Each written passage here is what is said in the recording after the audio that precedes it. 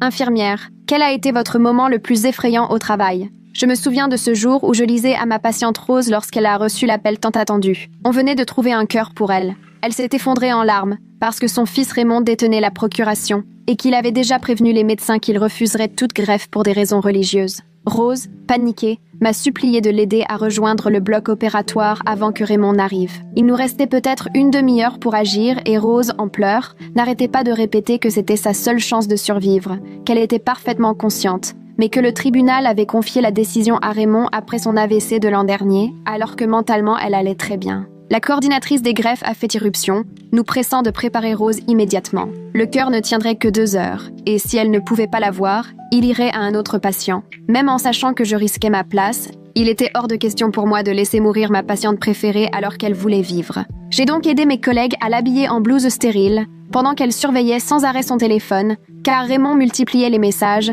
demandant pourquoi l'hôpital l'avait appelé. Rose a répondu que ce n'était que des examens de contrôle, juste pour gagner un peu de temps. L'anesthésiste est arrivé pour poser la perfusion, mais Rose le suppliait d'aller plus vite. Il a expliqué qu'il avait besoin de la signature de Raymond sur les papiers de consentement. Rose, désespérée, répétait qu'elle voulait l'opération et qu'elle était en pleine possession de ses moyens, mais l'anesthésiste a rappelé que sans l'accord du détenteur de la procuration, il était impuissant. J'ai foncé au poste infirmier et trouvé le médecin de Rose à qui j'ai expliqué la situation. Elle m'a dit qu'en l'état, il ne pouvait rien faire sans le consentement de Raymond, mais qu'elle essaierait de le retarder à son arrivée. L'équipe chirurgicale était prête mais bloquée, pendant que chaque minute comptait. Rose sanglotait, suppliait, répétait inlassablement qu'elle voulait vivre. L'infirmière référente a eu la présence d'esprit de déplacer Rose dans une autre chambre, espérant que Raymond irait d'abord à l'ancienne et qu'on gagnerait ainsi un peu de répit. À peine avions-nous installé Rose que la voix de Raymond a retenti dans le couloir, furieux, exigeant de savoir où était sa mère. L'infirmière référente l'a intercepté,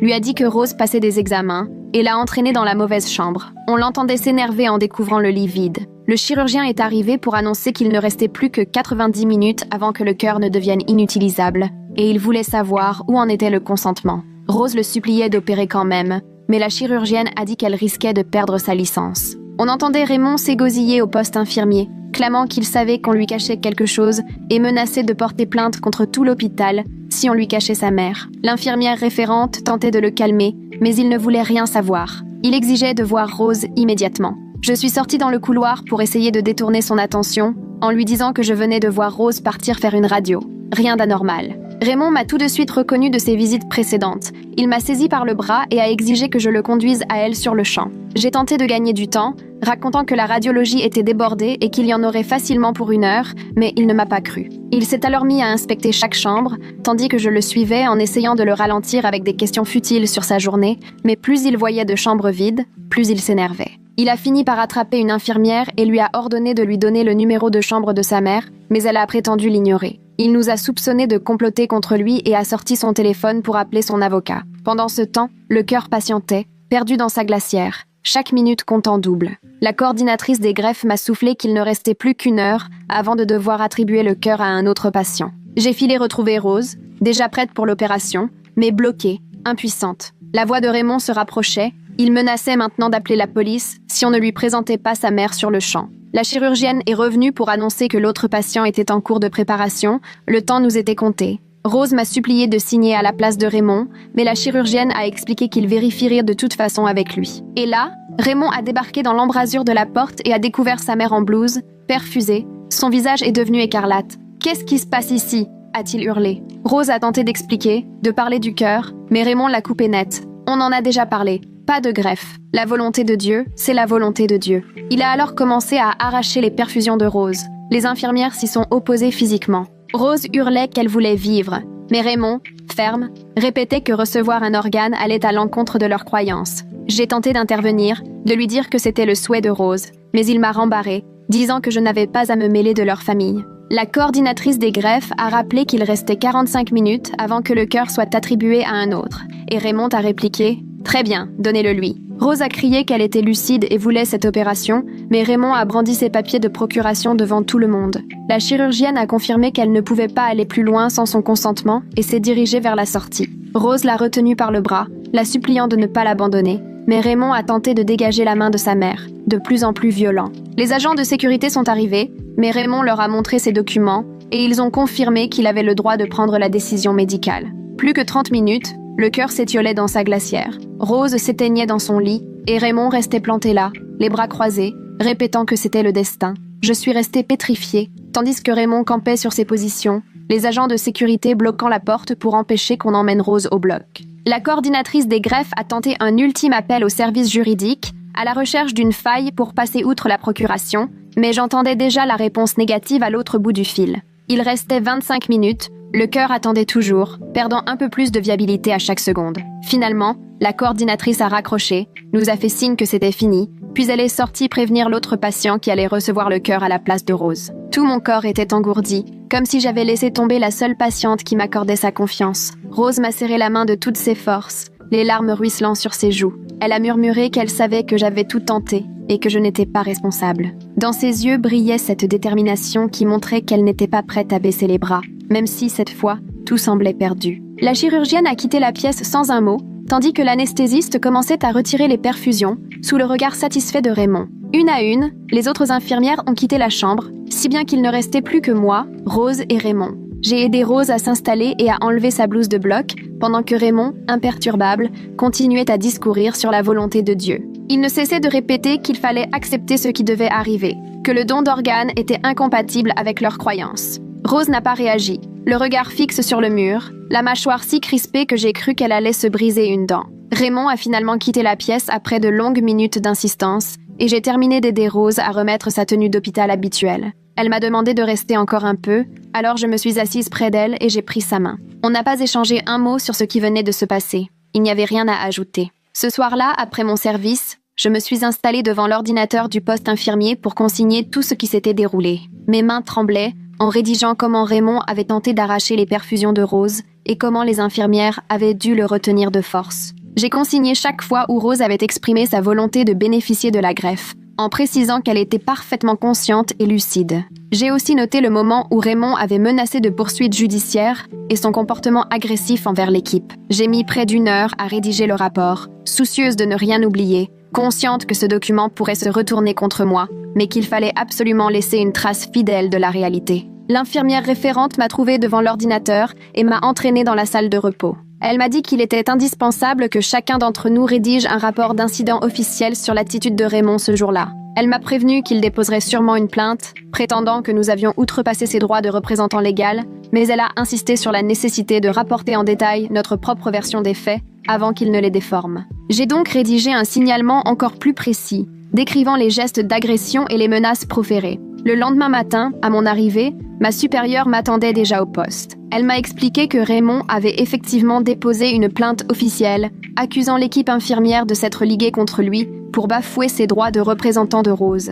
Elle m'a demandé de la suivre dans son bureau pour recueillir mon témoignage. Je lui ai tout relaté. Elle a compris notre volonté d'aider Rose, mais a précisé qu'une enquête interne aurait lieu. Elle m'a rassurée. Je n'étais pas suspendue, mais il fallait respecter la procédure dès qu'une plainte de ce genre était déposée. Un peu plus tard dans la matinée, Neil McCarthy du service juridique est passé voir l'équipe. Il nous a expliqué que Raymond disposait effectivement d'une grande marge de manœuvre comme mandataire, mais que certains recours étaient impossibles. Si nous pouvions démontrer que Rose était pleinement consciente et que Raymond agissait à l'encontre de ses souhaits clairement exprimés, nous aurions matière à contester. Il nous a conseillé de tout consigner par écrit et a suggéré de demander un avis éthique. Il a aussi précisé que l'agressivité physique de Raymond pouvait nous aider à demander des restrictions sur ses visites auprès de Rose. Cet après-midi-là, l'assistante sociale est venue annoncer qu'elle lançait un signalement auprès de la cellule de protection des majeurs. Elle a précisé que le comportement de Raymond soulevait des inquiétudes de contraintes médicales et de soupçons de maltraitance envers une personne vulnérable.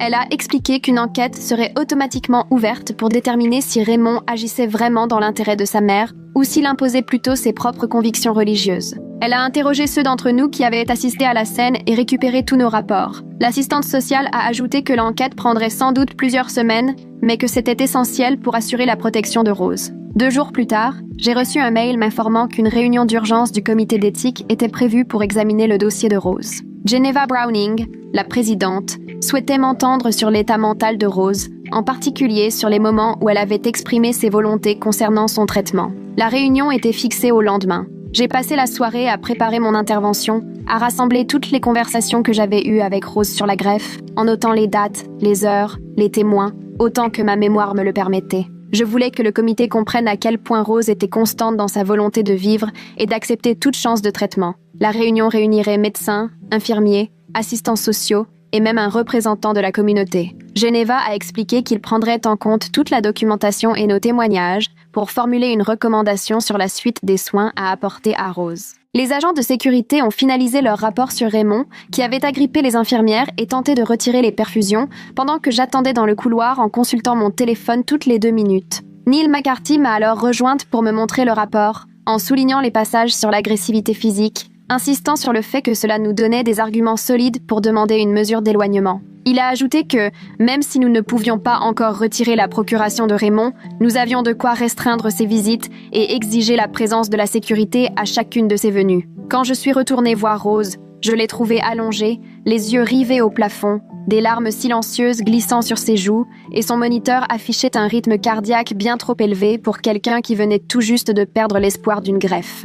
Les jours suivants, son état s'est détérioré à une vitesse affolante. Sa respiration se faisait de plus en plus pénible, même avec l'oxygène poussé à fond, et les médecins ont lancé 3 traitements différents rien que pour faire tenir son cœur. Elle était si faible qu'elle ne pouvait plus se redresser, mais la vivacité de son esprit restait intacte, et tous ceux qui entraient dans sa chambre, médecins ou infirmiers, entendaient invariablement la même chose. Elle voulait absolument être réinscrite sur la liste pour recevoir un nouveau cœur. Le 3e jour, Raymond est arrivé accompagné d'un homme en costume noir, Bible à la main, qu'il a présenté comme le pasteur Williams de leur paroisse. Ils sont restés tous les deux auprès du lit de Rose pendant que le pasteur lisait des passages sur l'acceptation du plan de Dieu et la confiance dans la guérison divine plutôt que dans la médecine. Rose est restée les yeux fermés, acquiesçant poliment chaque fois qu'on lui demandait si elle comprenait. Mais dès qu'ils ont quitté la chambre, elle m'a serré la main et m'a confié qu'elle croyait que Dieu lui avait déjà envoyé ce premier cœur pour la sauver et que c'était Raymond qui s'opposait à la volonté divine en l'empêchant d'être transplanté.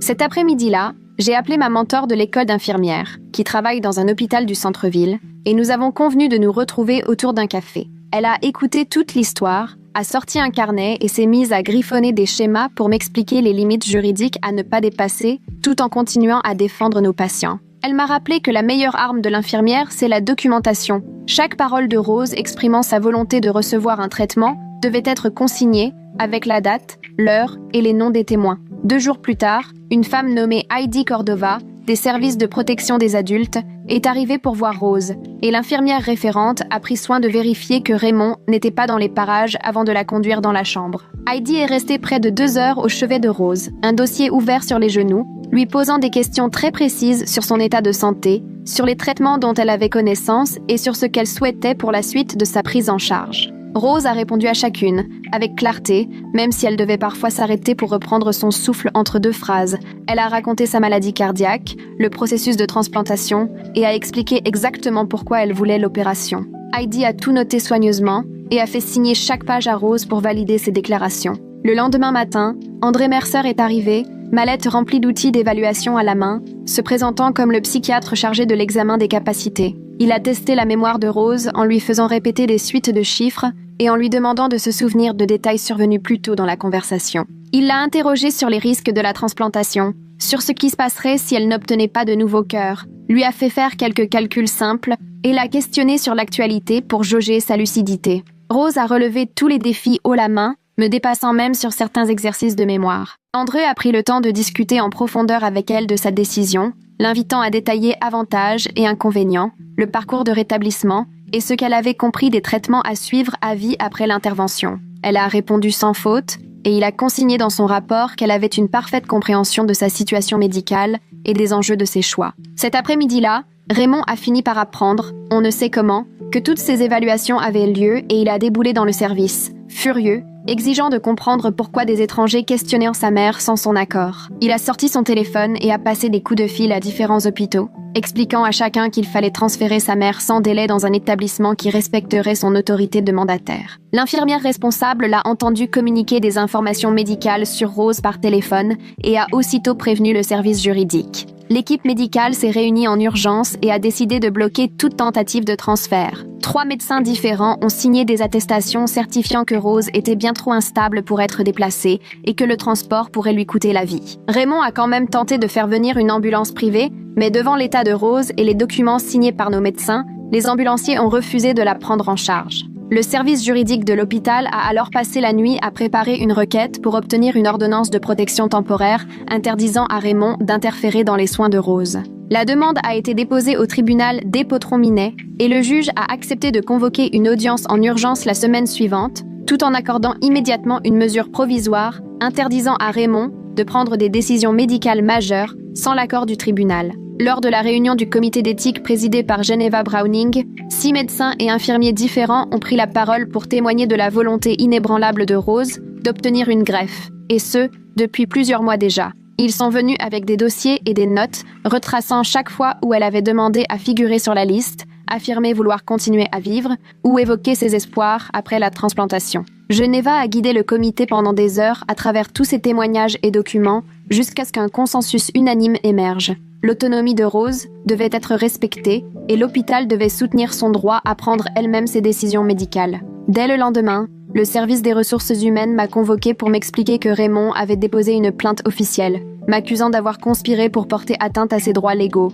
Ils m'ont informé qu'ils se voyaient dans l'obligation de lancer une enquête et que cela impliquait de me placer en congé administratif, payé pendant 3 jours, le temps d'examiner les faits. Cela m'a fait mal de savoir que je ne pourrais pas accompagner Rose durant cette période, mais je comprenais qu'ils devaient protéger l'hôpital contre tout risque juridique, et après tout, je n'étais pas renvoyée. Le premier jour de mon congé, je me suis installée à la table de la cuisine avec mon ordinateur portable et j'ai commencé à consigner tout ce dont je me souvenais de cette journée-là. Ma représentante syndicale est venue avec un thermos de café et m'a aidée à organiser mes souvenirs en points clairs, centrés sur la sécurité des patients. Elle m'a appris à présenter les demandes répétées de Rose pour une greffe, comme relevant pleinement de mon rôle d'infirmière engagée au service du patient. Nous avons travaillé 6 heures d'affilée, examinant chaque détail et nous assurant que j'ai bien noté les épisodes où Raymond s'était montré physiquement agressif avec les perfusions. J'ai consigné date et heure de chaque échange où Rose m'avait affirmé vouloir vivre et recevoir un cœur neuf. La représentante syndicale a relu tout mon rapport, m'a aidé à rester centrée sur les principes professionnels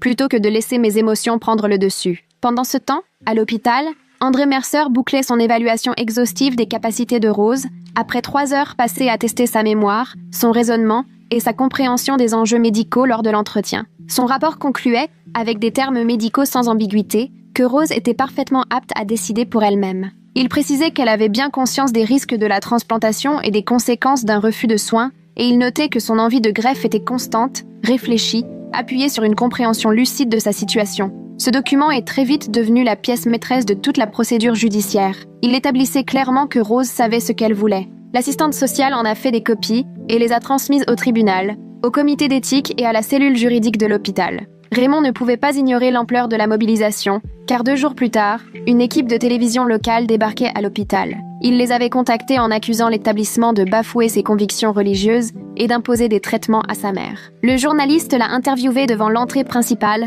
tandis qu'il agitait ses papiers de procuration, mais une fois dans l'hôpital, l'équipe a rapidement appris que Rose, de son côté, réclamait la greffe avec insistance. Le reportage est passé le soir même, mais il a desservi Raymond, car ils y ont diffusé les propres paroles de Rose affirmant sa volonté de vivre. Le lendemain matin, l'assistante sociale a organisé une déclaration vidéo de Rose en présence d'un témoin nommé par le tribunal. Ils ont installé une tablette dans sa chambre et Rose a regardé la caméra droit dans les yeux, sa voix faible mais chaque mot parfaitement audible. « Je veux la greffe du cœur et mon fils s'oppose à mes souhaits pour des raisons religieuses qui lui sont personnelles. » Elle a poursuivi « Je respecte les croyances de Raymond, mais ce ne sont pas les miennes et j'ai le droit de choisir la vie. » Le témoin, un juge à la retraite volontaire pour ce type de mission, a signé une attestation confirmant la lucidité et le consentement libre de Rose. L'après-midi, l'assistante sociale s'est rendue au tribunal avec tous les documents et a déposé une requête d'urgence, arguant que Raymond n'agissait pas dans l'intérêt de sa mère et qu'il fallait limiter ses pouvoirs de mandataire. Le dossier comprenait l'évaluation d'Andre,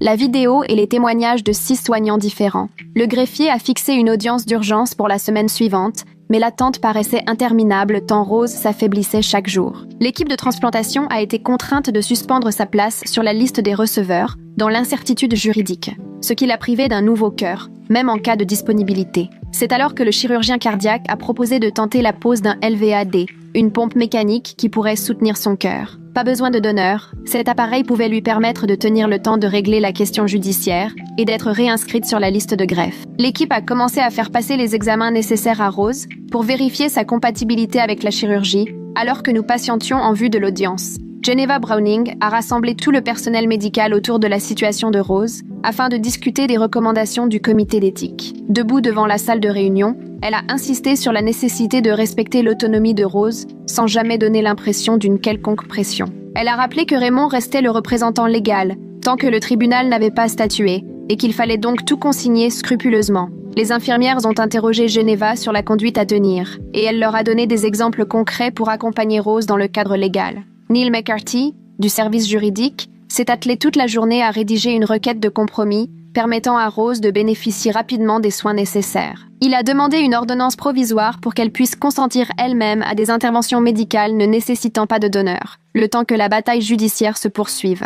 Grâce à cette astuce, Rose pouvait accepter la pose du LVAD sans l'accord de Raymond ni attente de greffon. Ce fut une décision décisive qui pouvait lui sauver la vie, le temps que les avocats s'affrontent. Quand l'équipe cardiaque a expliqué cette solution à Rose, ses yeux se sont allumés d'un nouvel espoir. Elle savait que ce n'était pas la guérison, mais cela lui offrirait des mois, peut-être même des années, pour défendre son droit à la greffe. Le chirurgien lui a exposé tous les risques, et Rose a acquiescé à chaque explication, répétant qu'elle préférait tenter sa chance plutôt que de baisser les bras. Sa détermination forçait le respect, surtout au vu de l'épuisement de son corps. Elle a signé elle-même les formulaires, puisque le LVAD entrait dans le cadre de l'ordonnance provisoire portée par Neil. 3 jours plus tard, le juge a examiné la demande d'urgence et accordé l'ordonnance, restreignant les pouvoirs de Raymond sur cette décision. Il ne pouvait plus s'opposer à la pose du LVAD. Le jugement précisait que Rose pouvait consentir à tout dispositif mécanique ou intervention cardiaque sans lien avec la greffe. Quand l'assistante sociale est venue annoncer la nouvelle dans la chambre,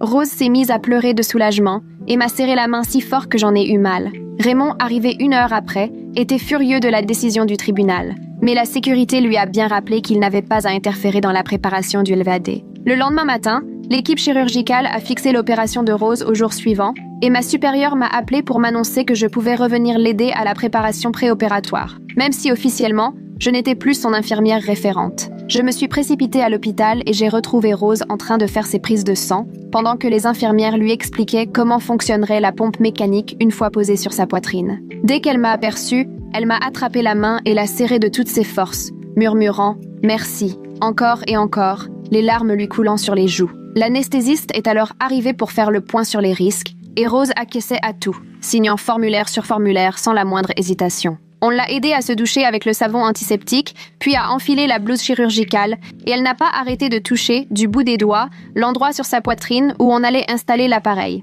Le matin de l'intervention, je suis arrivée de bonne heure et j'ai trouvé Raymond déjà dans le couloir, en pleine dispute avec les agents de sécurité pour tenter de voir sa mère avant l'opération. Il a bousculé un agent et s'est engouffré dans la chambre de Rose. On était en train de lui poser la perfusion, en criant que c'était contraire à la volonté de Dieu et qu'il ne laisserait pas mutiler sa mère avec une machine. Les agents l'ont maîtrisé et sorti de la chambre sans ménagement, malgré ses menaces de poursuite, mais ils avaient l'ordonnance du tribunal sous la main et l'ont escorté hors de l'hôpital. Rose avait les mains qui tremblaient quand l'équipe est venue la chercher pour le bloc, et j'ai marché à ses côtés, main dans la main, jusqu'à la fameuse ligne rouge au-delà de laquelle seul le personnel opératoire pouvait aller. L'intervention a duré 6 heures, et nous sommes tous restés à attendre, nerveux, dans le salon des familles. Même des infirmières qui n'étaient pas de garde ce jour-là étaient revenues prendre des nouvelles. Finalement, le chirurgien est sorti pour nous expliquer que ce fut critique à un moment où la tension de Rose est dangereusement tombée, mais qu'ils avaient réussi à mettre en route le LVAD, et qu'elle était stable en réanimation. Je suis allée la voir dans la soirée. Elle était branchée à une multitude de machines, au point qu'on distinguait à peine son visage, mais le bourdonnement régulier de la pompe prouvait que son cœur bénéficiait enfin de l'aide dont il avait besoin. 3 jours plus tard, une collègue m'a appris que le cœur qui aurait pu sauver Rose avait été attribué à un père de famille de 32 ans dans l'Ohio, avec 3 jeunes enfants. J'étais heureuse pour lui, mais révoltée que Rose n'ait jamais eu la possibilité de choisir elle-même. L'audience administrative concernant ma conduite s'est déroulée 2 semaines plus tard dans une salle de réunion avec la RH, ma supérieure et une représentante syndicale. Ils ont passé au crible chaque détail de la nuit de la transplantation et après 3 heures de questions, ils ont décidé de me mettre un avertissement écrit au dossier pour manque de distance professionnelle, mais sans suspension ni licenciement. Ma supérieure m'a prise à part ensuite pour me dire qu'elle était fière de la façon dont je m'étais battue pour Rose, même si tout n'avait pas été parfait. 1 mois plus tard, l'hôpital a organisé une médiation. Raymond a été obligé de s'asseoir face à Rose, encadré par un médiateur professionnel, pour fixer des règles claires à propos de ses visites. Raymond répétait qu'il suivait ses convictions, Mais le médiateur a fini par lui faire accepter des horaires précis et l'interdiction d'interférer dans les décisions médicales validées par la justice. Ils ont tout mis par écrit, y compris les sujets à éviter, et Raymond a signé, la mâchoire crispée du début à la fin. Après 6 semaines de bataille juridique, le juge a enfin décidé que Rose pouvait consentir elle-même à une transplantation si un cœur se présentait, et Raymond s'est vu cantonné à la gestion financière et au logement. Rose a fondu en larmes en apprenant la nouvelle et a tout de suite demandé à l'équipe de transplantation de la remettre sur la liste dès qu'elle serait assez forte. La rééducation cardiaque a commencé en douceur, Rose apprenant à manipuler le LVAD, vérifier les batteries et garder propre la zone où sort le câble. Le kiné venait chaque jour, d'abord pour l'aider à s'asseoir, puis à se lever, puis à faire quelques pas avec un déambulateur, le contrôleur du LVAD glissé dans un sac spécial. Sa détermination forçait l'admiration. Elle se dépassait à chaque séance même épuisée, même avec la douleur de la cicatrice. Raymond a recommencé à venir aux visites encadrées, toujours avec une assistante sociale présente. Les premières fois, il restait debout près de la porte, les bras croisés, silencieux. Petit à petit, il s'est mis à parler de choses neutres, la météo, l'école des enfants, et Rose hochait la tête, partageant parfois un souvenir d'enfance. Un jour, ils ont même ri en se rappelant l'époque où Raymond, à 6 ans, s'était coincé la tête dans la rambarde du perron. L'espace d'un instant, on aurait dit une mère et son fils ordinaire, loin de tout ce tumulte judiciaire. 2 mois après le début de toute cette histoire, j'ai été transférée dans une autre unité de cardiologie pour éviter toute suspicion de conflit d'intérêts dans la prise en charge de Rose. Je la croisais parfois dans le couloir, lors de ses sorties avec les kinés, le sac de l'assistance ventriculaire posé sur l'épaule, elle avançait lentement dans le corridor. On échangeait un sourire complice, un petit signe de la main, toutes deux sachant que nous ne pouvions pas vraiment parler, mais tout était dit dans ce silence. 3 semaines plus tard, le comité d'éthique a envoyé un mail annonçant de nouveaux protocoles.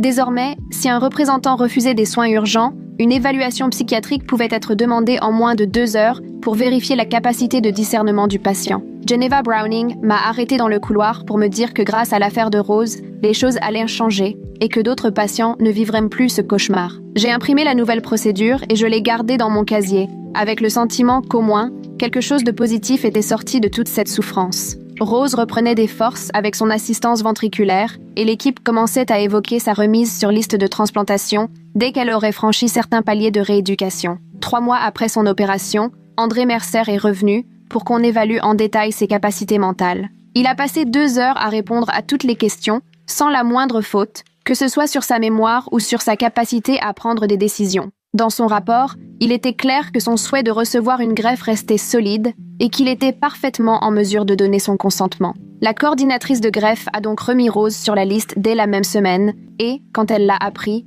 Rose m'a appelée en pleurant, mais cette fois de bonne heure. Pendant ce temps, Raymond avait commencé à rencontrer chaque mardi après-midi Troy Hancock, l'aumônier de l'hôpital, dans la salle de réunion familiale. Je les apercevais parfois à travers la porte vitrée. Raymond, tendu sur sa chaise, écoutait Troy qui se penchait vers lui et lui parlait doucement. L'infirmière référente m'a expliqué que Troy aidait Raymond à apprivoiser ses émotions face aux choix médicaux de sa mère, sans jamais remettre en cause ses convictions religieuses. Peu à peu, Raymond a arrêté de s'en prendre au personnel lors de ses visites et a même commencé à dire s'il vous plaît et merci. De mon côté, j'ai décidé de reprendre des études pour me spécialiser en transplantation et soins palliatifs, car je voulais être mieux armée pour accompagner des patients comme Rose. L'hôpital a accepté ma demande de formation et m'a même proposé de prendre en charge une partie des frais si je restais 2 ans de plus dans l'équipe. J'ai donc commencé à suivre des cours du soir en ligne, découvrant comment fonctionnent les listes d'attente pour les organes et tout l'aspect légal des décisions médicales. 5 mois après ce premier cœur manqué, je travaillais de nuit quand la coordinatrice de greffe a fait irruption dans notre service pour me trouver.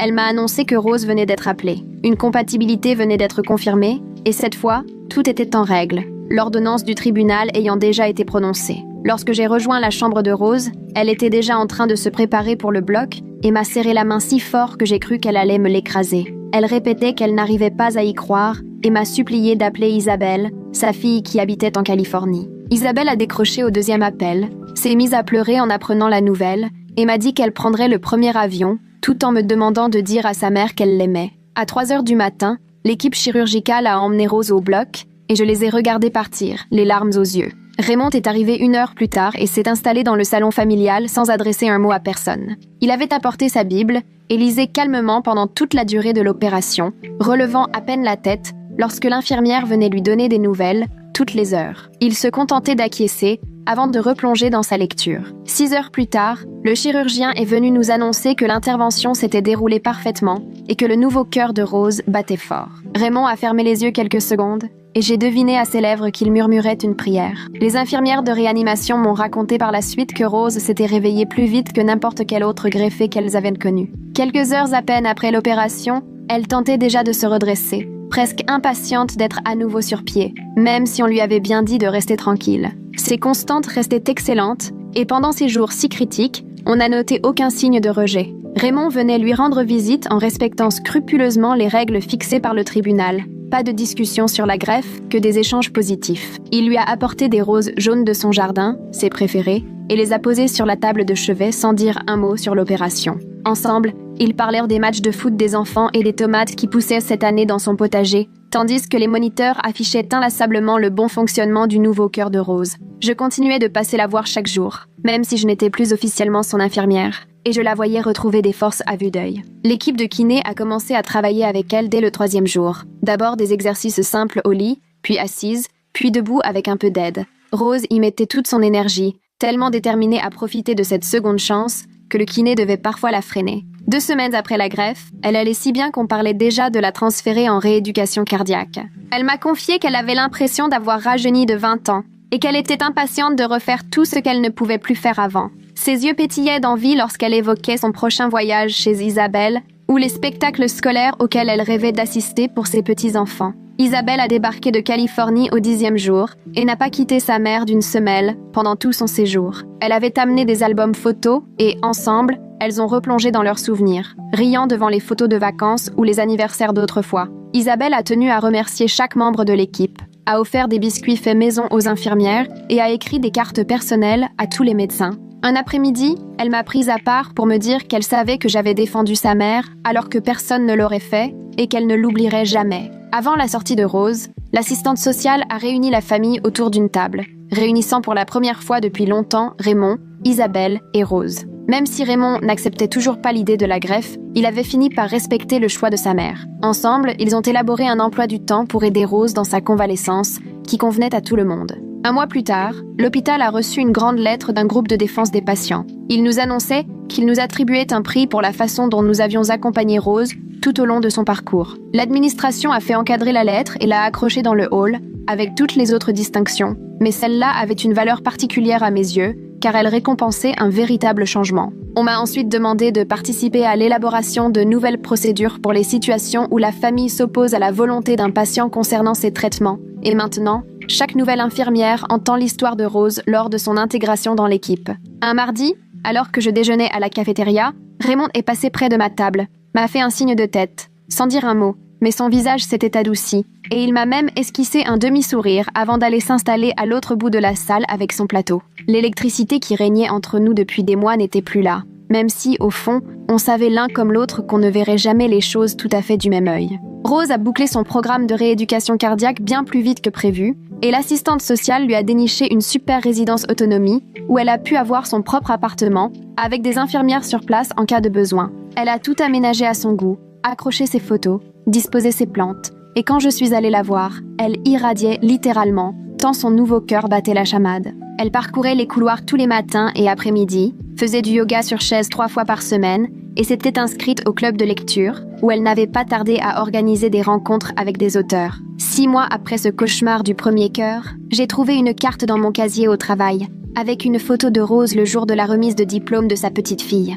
On la voyait toute pimpante, dans une robe jaune éclatante, rayonnante à côté de l'adolescente en toge et mortier. Au dos, elle avait écrit qu'elle n'aurait jamais tenu sans le soutien d'infirmières, prêtes à se battre pour leurs patients, même dans les moments les plus durs. L'hôpital a décidé de faire de l'histoire de Rose un exemple lors des conférences Grand Rounds, et on m'a demandé d'intervenir pour donner le point de vue infirmier, pendant que les juristes expliquaient les aspects légaux et que les éthiciens débattaient de l'autonomie et des décisions par procuration. C'est même devenu une formation obligatoire pour tout le personnel, et d'autres hôpitaux s'y sont mis à leur tour, tellement l'histoire avait circulé. Raymond, de son côté, avait pris l'habitude de rendre visite à Rose tous les mercredis après-midi, et ils avaient retrouvé leur routine. Pas question de parler médecine. Ils jouaient aux cartes, feuilletaient de vieux albums photos, parfois ils venaient avec ses enfants qui retrouvaient leur grand-mère, et tout le monde faisait en sorte de garder une ambiance légère.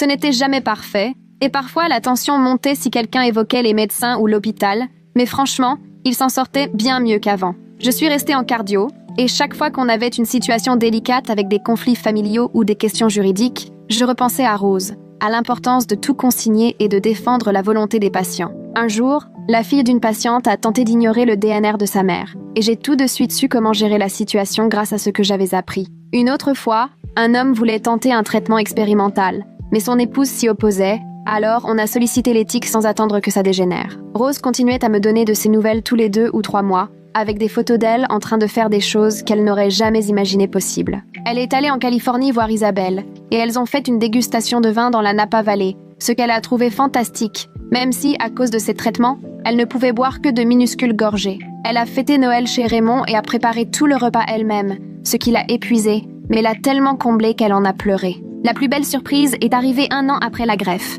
avec une photo d'elle et de Raymond lors d'une marche de 5 km pour la sensibilisation aux dons d'organes. Il portait le t-shirt de l'événement et marchait à ses côtés, alors qu'elle avançait fièrement, son déambulateur décoré de rubans et de pancartes pour remercier les donneurs. Elle m'a écrit qu'il n'était toujours pas convaincu par les greffes pour des raisons religieuses, mais qu'il respectait son choix de vivre sa vie comme elle l'entendait et que c'était bien l'essentiel. Elle avait aussi rejoint un groupe de soutien pour transplanter et accompagner les nouveaux patients traversant les mêmes peurs qu'elle avait connues. Elle s'était même lancée dans l'écriture de lettres à la famille de son donneur, sans savoir si un jour il répondrait. La dernière phrase de sa carte disait qu'elle prévoyait une croisière en Alaska au printemps prochain avec Isabelle, parce qu'elle avait toujours rêvé de voir les glaciers, et que maintenant, c'était enfin possible. Travailler en cardiologie, c'est être confronté à beaucoup de souffrances et à la mort, mais Rose m'a rappelé pourquoi ce métier a du sens. À chaque fois que je prépare quelqu'un pour une greffe, je repense à ce cœur dans la glacière et à tout ce qu'on a fait pour que Rose puisse arriver au bloc à temps. Chaque fois qu'une famille se dispute sur les traitements, je revois le visage rouge de Raymond et sa mère en larmes qui se battaient pour vivre. J'ai même reçu une mention de l'hôpital. Mais honnêtement, la seule vraie récompense, c'était de voir Rose franchir cette porte, son nouveau cœur battant fort, et de savoir que j'avais tout fait pour qu'elle puisse vivre la vie dont elle rêvait. Voilà les amis, c'est tout pour aujourd'hui. Merci d'être restés avec moi et de m'avoir laissé vous raconter tous ces petits détails. J'adore toujours plonger dans ces histoires avec vous. À la prochaine, restez curieux et continuez d'explorer. Si vous êtes arrivés jusqu'ici, laissez-moi un petit mot en commentaire. J'ai toujours plaisir à vous lire.